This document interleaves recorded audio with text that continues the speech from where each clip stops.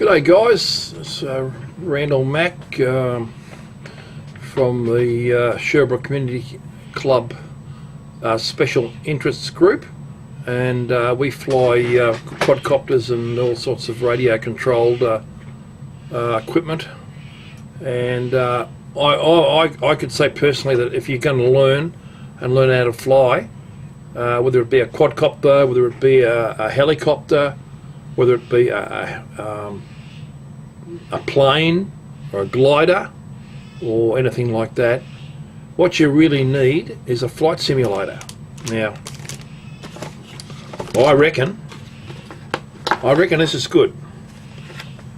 Buy yourself a packet first from China, we call RC simulator, because you get a USB dongle and all the cables that connect to a transmitter. You can actually use an RC simulator transmitter. You can buy one, or you can actually use your own transmitter. I use a Devo 7, and I've got the cable plugged in the back of the Devo 7, which I fly with a helicopter. And that enables me to be able to control the any model that I want to fly on the screen with a simulating program. You can fly helicopters, gliders, planes, quadcopters, any type of RC device whatsoever. This pack comes with the RC simulating package. It comes with the software. It comes with all the leads. Like I said, it comes with all the leads, and it's additional. It plugs into your USB port on your computer, and I use what's called the Phoenix 5.5 simulating software. It's called Phoenix 5.5. There may be a later version, I don't know, but I'm using Phoenix 5.5 on Windows 10. Keeping in mind, guys, too, that the simulating program is only written for Windows. Only written for Windows, not for Macintosh or Linux or anything like that. So it's only written for Windows. So anything from Windows XP or Windows 7 or Windows 10, not a problem, but won't work on any other operating system. But I'm using it currently at the moment.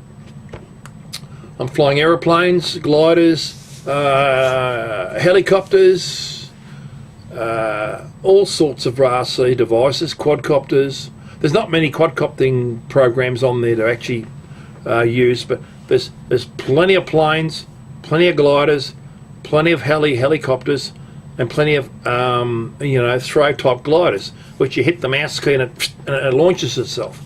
So if you're going to do anything to do with RC control, I recommend you get yourself a simulating program. I've had less trouble with crashes in the last couple of months. I've learned how to control the plane, be able to flare it out with the elevator, and be able to pull the throttle back and land it and take off without too many major dramas. I used to be crashing them all the time, but now, since I've been using the simulator, I have had very minimal crashes. In fact, the last couple of months I've had no crashes. I did something stupid today. I pulled the aileron the wrong way when I think it was going the opposite direction, and it went over like that, and it went bang on its nose and broke up. Now, in real life, that would smash your plane up, but on the simulator you can just start again, and away you go. But yeah, don't forget, guys, Phoenix 5.5 at least, or buy this package from China, RC simulator. It's available online. You get the package with all the connection cables, and if you have an existing transmitter, it doesn't have to be a Devo 7. It can be 4-channel, it can be 6-channel, it can be any sort of transmitter, because you have it back on the back here called outside computer operating. In other words, basically what you've got, outside control. So in other words, all your controls on your transmitter basically work through this cable to the USB interface, USB interface talks to the computer, and there's also about 3 or 4 different program or three or four different settings on the USB. You can switch on with a switch. It's got all these little settings on the switch, which enables you to be able to yeah, you'll probably see there. I don't know whether you can see that. It might be a bit yeah, there's Phoenix, and there's about 3 or 4 other different software packages that you can switch with this little switch on the side here, where that enables you to be able to switch from Phoenix to any of the other recognised programs for flight simulators. So there you go. You got the software. You got the box with the USB interface with all the cables to connect to your existing transmitter. If you haven't got one, you just go and buy one, and it has 9 times out of 10 it has a socket on the back which will enable you to be able to control your simulator.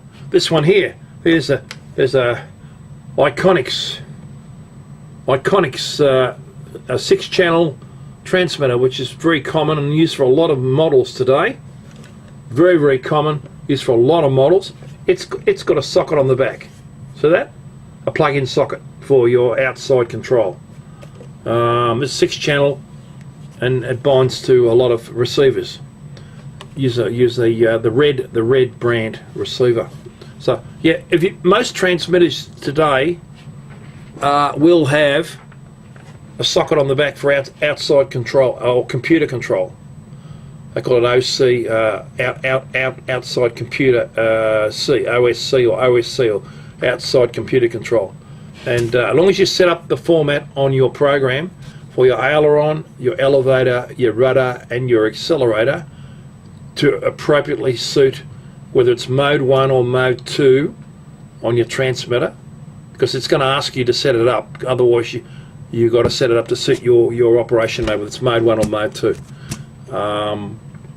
And when you do that, your transmitter will respond on the program as it's supposed to, how you want it. Alright, that's enough for me. Just a bit of information for you guys that are into RC control.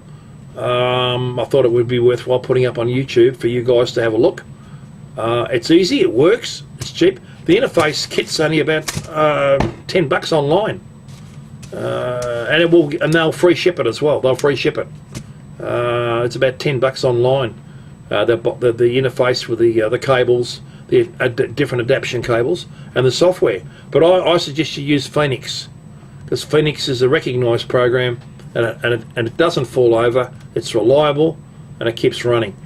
Okay, this is VK3 Roger Mike from the Sherbrooke Community Radio Club Special Interest Group for RC flying models.